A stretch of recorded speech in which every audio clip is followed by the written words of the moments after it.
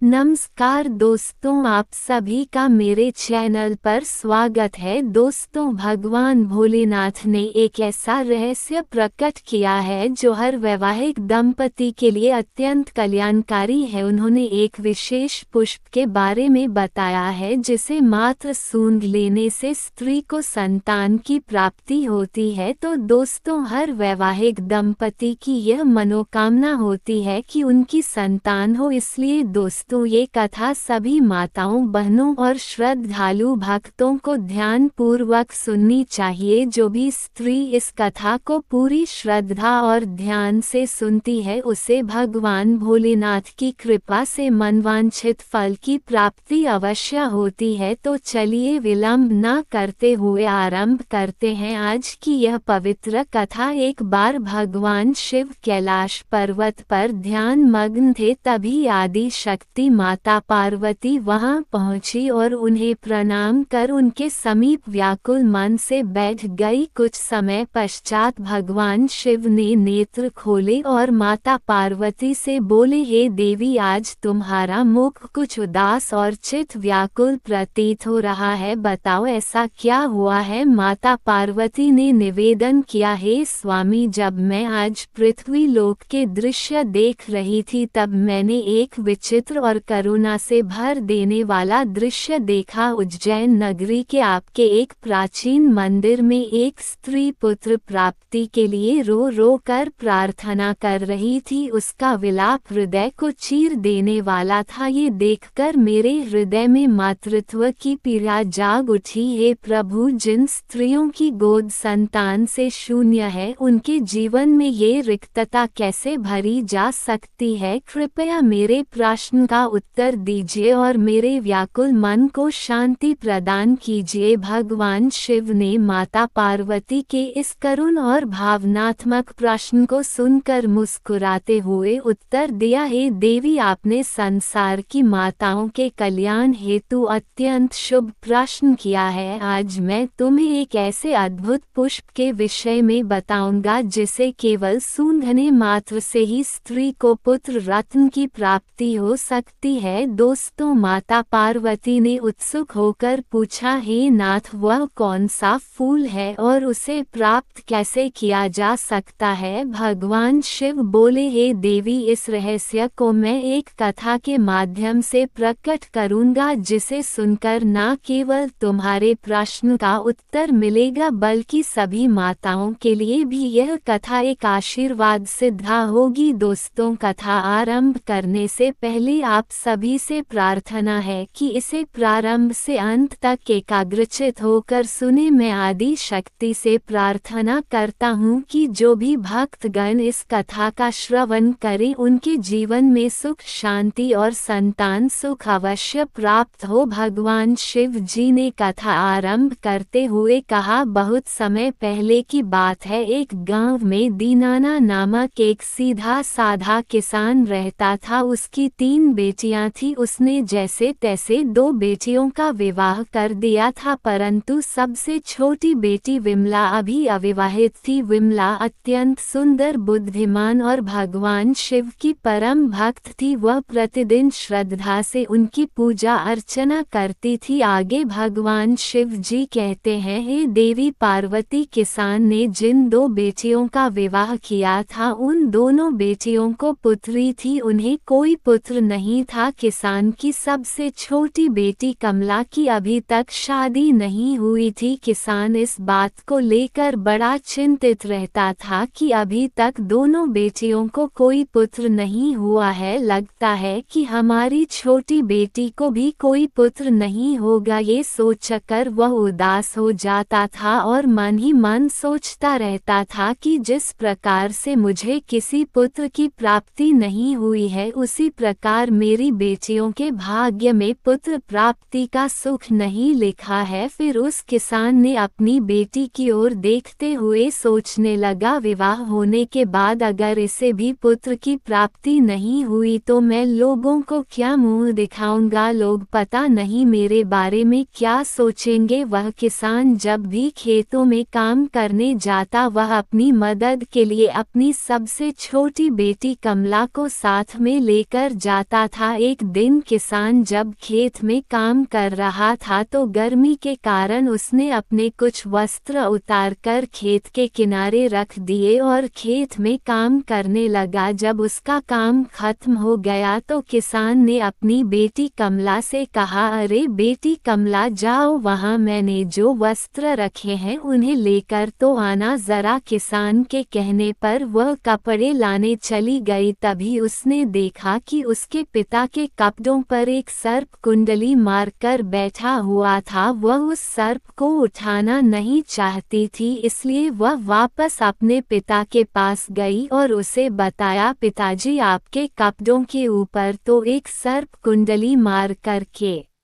बैठा है, अब आप ही बताइए कि मुझे क्या करना चाहिए। अपनी बेटी की बात सुनकर उस किसान ने अपनी बेटी से कहा, बेटी उस सांप को वहां से उठाकर सावधानी से फेंक देना और मेरे कपड़े लेकर आना। इतना कहकर वह किसान खेत से घर की तरफ चल देता है। दोस्तों, आगे की कथा सुनाते हुए भगवान शिव जी कहते हैं, हे देवी पार्वती, वह लड़की अपने पिता की बात मानकर उस सर्प के पास गई और बहुत ही मधुर स्वर में कहा, हे नागराज, क्या आपको आराम करने के लिए कोई मुलायम बिस्तर जैसी जगह चाहिए। कमला के मुख से यह बात सुनकर वह सर्प बहुत ही मैत्रीपूर्ण आंखों से कमला की ओर देखने लगा। उस सर्प को देखकर कमला समझ गई कि यह कुछ कहना चाहता है। फिर वह उस सर्प के भाव को समझ गई और उसके लिए घास फूस इकट्ठा करके एक आसन बना दिया और उसके ऊपर उस सर्प को बैठा दिया और फिर उस सर्प से कहा, हे नागराज, अब आप इस मुलायम जगह पर विश्राम करो। इतना कहकर किसान की बेटी कमला अपने पिता के वस्त्र लेकर घर की ओर जाने लगी। तभी उस सर्प ने कमला से कहा, हे सुंदरी, क्या तुम प्रतिदिन मेरी सेवा में आना चाहोगी। मैं जानता हूँ तुम्हारे पिता बहुत ही गरीब हैं और वे मुझे दूर फेंकवाना चाहते थे क्योंकि उन्हें उनके कपड़े मिल सके। हे सुंदरी, तुम बहुत साफ हृदय वाली लड़की हो, मैं तुम्हें पसंद करता हूँ। यदि तुम प्रतिदिन मुझे अपने साथ घुमाने ले चलोगी तो मैं तुम्हें बदले में बहुत सारा धन दूंगा। फिर उस सर्प ने अपनी सच्चाई किसान की बेटी से बताते हुए कहा, हे सुंदरी, मैं एक राजकुमार हूँ। साधु महात्मा के श्राप के कारण मैं 3 वर्ष के लिए सर्प बन गया हूँ। यदि तुम 3 वर्ष तक मेरी सेवा करोगी तो मुझे इस श्राप से छुटकारा मिल जाएगा और फिर राजकुमार बनते ही मैं तुम्हारे साथ विवाह भी कर लूँगा। उस सर्प की बात को मानकर वह हामी भर देती है और फिर कमला उसे प्रतिदिन घुमाने के लिए तैयार हो गई और उस सर्प से बोली, हे राजकुमार, मुझे आपकी शर्त मंजूर है। आप जैसा बोल रहे हैं अब मैं वैसा ही करूँगी। इतना कहकर वह उस सर्प को वचन देकर अपने घर चली गई और अगले दिन सुबह उठकर वह अपने पिता के पास गई और बोली, पिताजी, मैंने हर प्रकार का कहना माना है, अपितु मैंने अपनी और आपकी गरीबी देखी है। मैं काफी समय से घर पर रह चुकी हूँ, अब मैं दुनिया में अपनी किस्मत आजमाने जा रही हूँ। कृपया आप मुझे जाने की अनुमति दे दे। अपनी बेटी की यह बात सुनकर किसान को गुस्सा आ गया। वह अपनी जवान बेटी को कहीं नहीं जाने देना चाहता था, इसलिए उसने अपनी बेटी को जाने की अनुमति नहीं दी। लेकिन किसान की बेटी कमला अपने पिता से जिद करके घर से बाहर निकल गई और उस सर्प से मिलने चल देती है क्योंकि उसने उस सर्प से वादा किया था। थोड़ी देर बाद वह सर्प के पास जा पहुंचती है। कमला को देखकर वह सर्प बहुत प्रसन्न हुआ और बोला, अब तुम आ गई हो तो मुझे थोड़ा इधर उधर घुमाने के लिए ले चलो। फिर किसान की लड़की ने वैसा ही किया, उसने उस सर्प को अपने साथ लिया, उसे घुमाने के लिए चल देती है। उस सर्प को घुमाने के बाद जब वह उसे लेकर वापस जंगल में आती है तो वह देखती है कि उसके सामने एक शानदार महल जंगल में अचानक से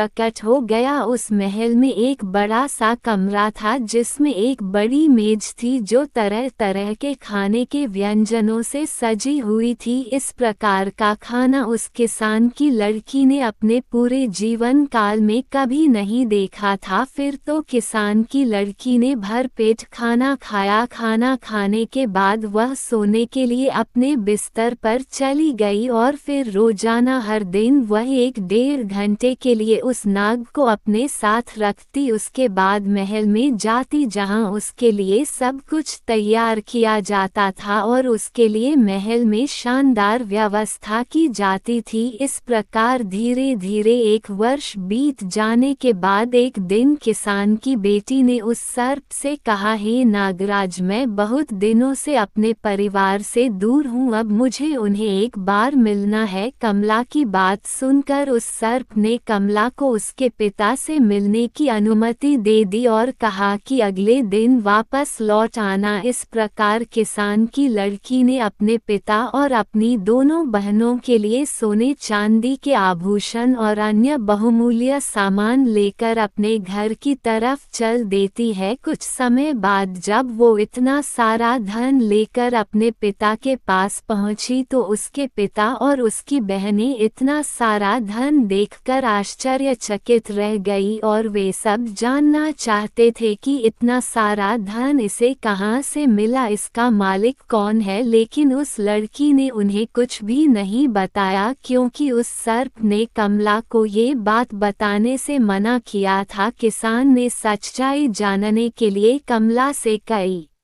बार पूछा लेकिन कमला ने अपने पिता को कुछ नहीं बताया। तभी किसान को क्रोध आ गया और उसने कमला को बहुत मारा पीटा। इतना मार खाने के बाद भी कमला ने कुछ नहीं बताया। अगले दिन सुबह होते ही कमला उस सर्प के पास वापस जंगल में चली गई और फिर उस सर्प को हर दिन 1 या 2 घंटे तक घुमाने ले जाती रही। इस प्रकार दूसरे वर्ष के अंत में एक बार फिर वह अपने पिता और अपनी बहनों से मिलने गई और इसी प्रकार तीसरे वर्ष के अंत में भी मिलने गई। जब किसान की लड़की तीसरी बार उस सर्प को छोड़कर अपने पिता और अपनी बहनों से मिलने के लिए गई तो जाने से पहले सर्प ने कमला से कहा था, तुम आज ही लौट आना, कल तक अपने पिता के घर में मत रुकना। सर्प की बात सुनकर वह लड़की उसे वचन देकर उस सर्प को छोड़कर चली गई। उधर जब वो लड़की अपने पिता के पास पहुंची तो उसके पिता और उसकी बहनों ने इस बात पर जोर दिया कि जो धन वह अपने साथ लेकर आती है उसका असली मालिक कौन है और तू किसके यहाँ पर काम करती है। अपने पिता और बहनों के पूछने पर कमला ने उन्हें कुछ भी नहीं बताया। इस बात से उसके पिता को गुस्सा आ गया और उसने कमला को एक कमरे में ले जाकर बंद कर दिया। जैसे तैसे करके कमला कमरे से बाहर निकली और भागते हुए जंगल में जा पहुंची। लेकिन जब तक वह घर से जंगल में लौटी तब तक बहुत देर हो चुकी थी। वह सर्प अब वहां पर नहीं था। वह घबरा के इधर उधर उस सर्प को खोजने लगी। उसने जंगल में सभी जगह देखा किंतु उसे वह सर्प नहीं मिला और जिस महल में वह उस सांप के साथ रहती थी वह भी गायब हो चुका था। जब वह अपने पिता के घर गई थी उसी दिन उस सांप के श्राप के 3 वर्ष पूरे हो गए थे और वह सांप फिर से राजकुमार के रूप में बदल गया था और वह अपने राज्य को वापस चला गया था। इधर उस सांप को जंगल में ना पाकर कमला बहुत दुखी होती है और अपनी दोनों बहनों और पिता को कोसने लगती है। आज अगर मेरे पिता और बहनों ने मुझे बंदी ना बनाया होता तो नागराज रूपी राजकुमार मेरे पास हमेशा के लिए होता। फिर वह अपने मन में निर्णय लेती है कि वह उस सर्प को खोज कर रहेगी चाहे जो हो जाए। इतना सोचकर वह उस सर्प को खोजने के लिए चल देती है। उस सर्प को ढूंढते ढूंढते उसे जंगल में एक झोपड़ी मिलती है। वह उस झोपड़ी के पास पहुंचकर आवाज लगाती है। तभी उसके अंदर से एक बुढ़िया निकलकर बाहर आती है। कमला ने उस बुढ़िया से रात रुकने के लिए आश्रय मांगा और बुढ़िया को सारी बात बताई। फिर बुढ़िया ने उसका बहुत ही प्रेम से स्वागत किया, उसे रहने के लिए आश्रय दिया। अगले दिन जब वह बुढ़िया से विदा लेकर जाने लगी तो बुढ़िया ने कमला को 3 सेब दिए और बताया कि पहले सेब में एक सोने की थाली है, दूसरे सेब में सोने की अंगूठी है और तीसरे सेब में एक नवरत्नों से जड़े थार है। उसने सेब देते हुए आगे का रास्ता उस किसान की बेटी को बता दिया जिससे कि वह राजकुमार तक पहुंच सके। उसके बाद कमला ने उस बूढ़ी औरत का धन्यवाद किया और वहां से आगे बढ़ गई। इस प्रकार किसान की लड़की तीनों सेबों को लेकर के आगे निकल पड़ी। चलते चलते उसे रास्ते में एक बर्फ का पहाड़ मिला। उस पहाड़ को देखकर वह भयभीत हो गई। उसे समझ में नहीं आ रहा था कि वह कैसे इस बर्फ के पहाड़ को पार करे। तभी उसे कुछ ही दूरी पर एक लोहार दिखाई दिया। वह उस लोहार के पास जाकर मदद मांगने लगी। लोहार को उस पर दया आ गई और उसने पहाड़ पर चढ़ने के लिए उसे एक औजार बनाकर दे दिया। औजार के सहारे उसने पहाड़ पार कर लिया। पहाड़ पार करते ही कमला को एक अत्यंत ही सुंदर राज्य दिखाई दिया जहां पर वह राजकुमार रहता था। यह उसी राजकुमार का राज्य था जो श्राप के कारण सर्प बना हुआ था, जिसे कमला प्रतिदिन जंगल में घुमाने ले जाती थी। इधर वह राजकुमार जो था पहले से ही विवाहित था, उसकी एक खूबसूरत पत्नी थी। दोस्तों, आगे भगवान शिव जी कहते हैं, हे देवी, उस राजकुमार को सांप से मनुष्य बने हुए कई वर्ष बीत गए थे, इसलिए वह उस किसान की लड़की कमला को भूल गया था। उस राजकुमार की कोई संतान भी नहीं थी, लेकिन उसकी जो पत्नी थी वह सारी संपत्ति अपने परिवार वालों को दिलवाना चाहती थी, क्योंकि उसे राजकुमार से ज्यादा अपने घर परिवार वालों से मोह था। इधर राजकुमार भी पुत्र के न होने से बहुत ज्यादा चिंतित था। जब किसान की बेटी को ये सब बातें पता चली तो वह सूत काटने वाली का वेश धारण करके महल के अंदर चली गई और रानी से काम मांगने लगी। रानी ने ये सोचकर उसे काम दे दिया कि यह सूत काटने वाली है और रोजाना महल में रह कर के हमारे लिए मखमल के बिस्तर बना दिया करेगी। फिर वह रानी कमला को महल में काम पर रख लेती है। काम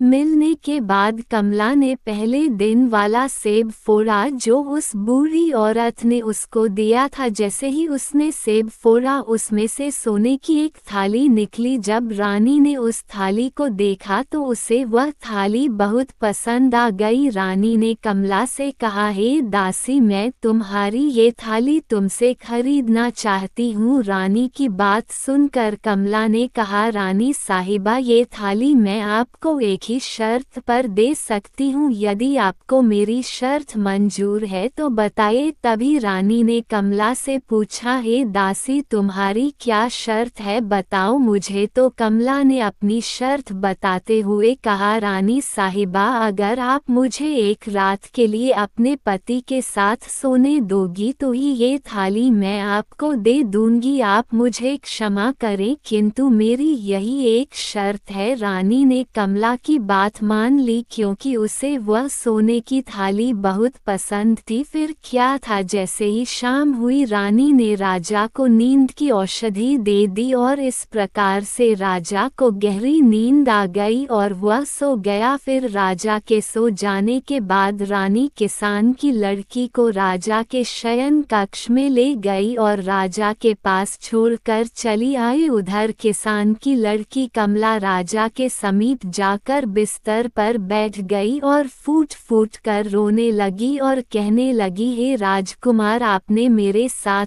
क्यों छल किया? मैंने 3 साल तक आपकी सेवा की है, तुम्हारी वजह से मुझे अपने पिता और बहनों से मार और कठोर शब्द सुनने को मिले। मुझे बर्फ के पहाड़ पर चढ़कर तुम्हारे पास आना पड़ा। तुम मेरा यह उपकार कैसे भूल सकते हो? आपने मुझसे शादी का वादा किया था, आप आपने तो अपने वादे को तोड़ दिया है और अपनी पत्नी के साथ इस महल में सुखपूर्वक जीवन बिता रहे हैं। आपने मेरा बिल्कुल भी इंतजार नहीं किया, जबकि मैं तो आने ही वाली थी। राजकुमार नींद में था क्योंकि रानी ने उसको नींद की औषधि खाने में मिलाकर खिला दी थी ताकि वो उस किसान की लड़की से बात ना कर सके। इस प्रकार से किसान की लड़की अपनी बात बोलती रही मगर राजकुमार सोता रहा और उसकी किसी भी बात का जवाब नहीं दिया। किसान की लड़की कमला ये सोच रही थी कि राजकुमार मेरी बात को सुन रहा है लेकिन कोई जवाब नहीं दे रहा और इस प्रकार राजकुमार से बात करते करते सुबह हो गई। सुबह होते ही रानी राजकुमार के कक्ष में आई और कमला को शयन कक्ष से बाहर ले गई। राजा इतनी गहरी नींद में था कि उसे कुछ भी समझ नहीं आया।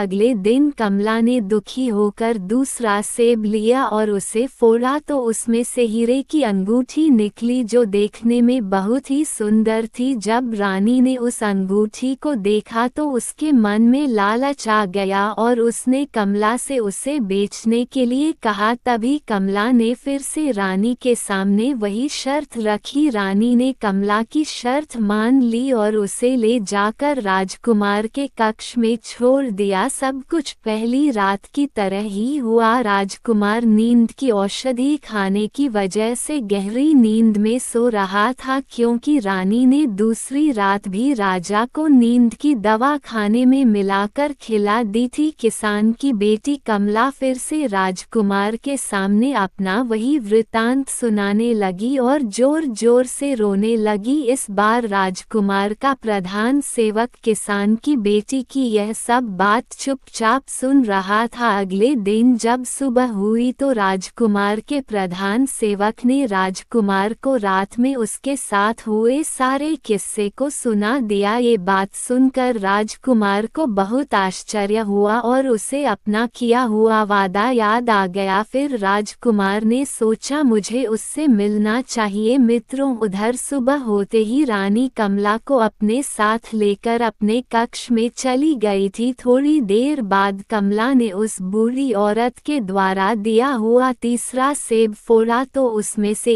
एक चमचमाता हुआ नवरत्नों से जड़े थार निकला। रानी ने जब वह नवरत्नों से जड़े थार देखा तो उसे लालच आ गई और उसने कमला से कहा यदि वह उसको यह नवरत्नों से जड़े थार दे तो वह इस रात भी उसे राजा के साथ सोने देगी। रानी की यह बात कमला मान गई। जब शाम हुई तो रानी ने राजकुमार के लिए खाना परोसा लेकिन इस बार राजा ने खाना नहीं खाया क्योंकि राजा को पता चल गया था कि इस खाने में नींद की औषधि मिली हुई है। राजा ने खाना खाने का नाटक किया ताकि रानी को उस पर कोई शक न हो। उसके बाद राजा उठकर अपने शयन कक्ष में चला गया और चुपचाप नाटक करके लेट गया। थोड़ी देर बाद रानी कमला को अपने साथ राजकुमार के शयन कक्ष में लेकर आए और उसे छोड़कर चली गई। कमला उदास होकर के राजा के बिस्तर के पास में गई और वहीं पर खड़ी होकर रोने लगी और कहने लगी, हे राजकुमार, आपने मेरे साथ ऐसा क्यों किया? मैंने तो 3 वर्षों तक निस्वार्थ भाव से आपकी सेवा की थी। मुझे अपने